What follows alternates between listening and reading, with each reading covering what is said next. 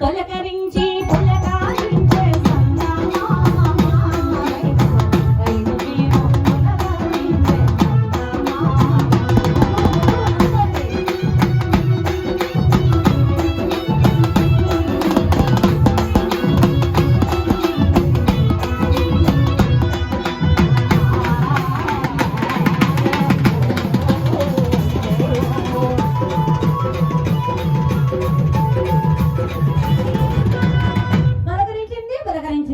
ఆ రైతన్న ఆహా వర్షాలు పడ్డాయి కదా అని చెప్పి స్వామి మా పంటలు బాగా పండాలి, మా పాడి పంటలు చల్లంగా ఉండాలి స్వామి అని చెప్పి ఆ కోదండరామ స్వామిని తెలుసుకొని మన ఉప్పలపాడు రైతన్నులంతా కలిసి ఆ యొక్క అరకలు కట్టుకొని ఏ రకంగా బయలుదేరి వెళ్తున్నాడు చూడమ్మా.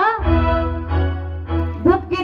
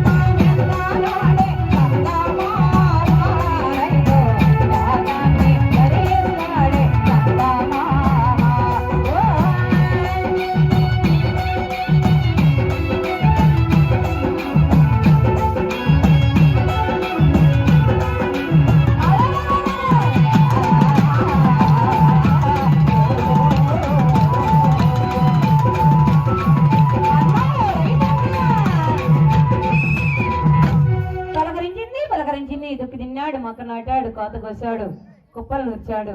మన ఉప్పలపాడు రైతులంతా కలిసి ఆ కోదండరామస్వామి వారి కళ్యాణ మహోత్సవాలు అంగరంగ వైభవంగా చేసుకుంటూ ఆ పొద్దు స్వామిని తెలుసుకొని మా పాడి పంటలు చల్లంగా ఉండాలని ఆ శ్రీరామచంద్రమూర్తిని తెలుసుకొని ఆ ఎలపడిదాపు ఎట్లు దోసుకుని అరకలు కట్టుకొని ఏ రకంగా బయలుదేరి వెళ్తున్నారు చూడమ్మా. చల్లడే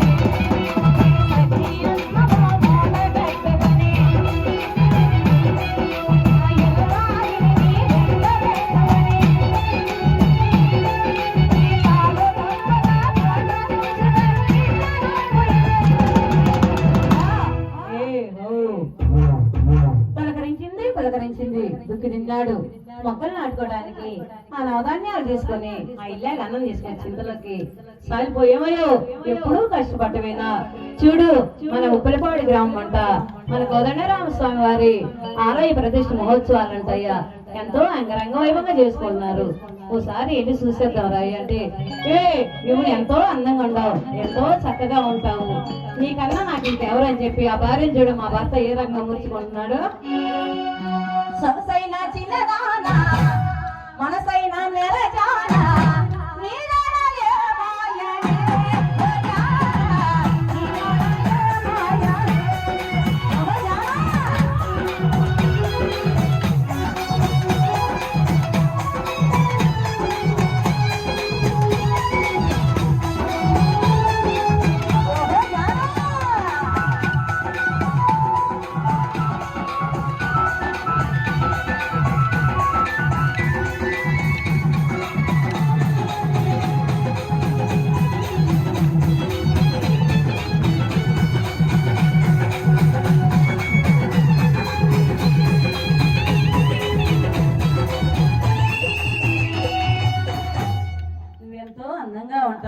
ఎంతో మంచిదానివి, నేను కావాలని నేను చేసుకున్నాను. ఆ మణిపూరి బడిలో ఇద్దరం ఒక చాటు చదువుకున్నాను కదా, నీకు కావాలంటే నాకు చింతపల్లిలో కొంత పొలం ఉంది, నేను రాసిస్తా కదా అని చెప్పి ఆ భక్తుడు మేరకు అడుగుతున్నాడు. మణిపూరు బడిలో ఇద్దరము ఒక చోట, ఆ బడిలో చదివాములే, ఓ రామ, ఆ బడిలో చదివాములే, ఓ రామ.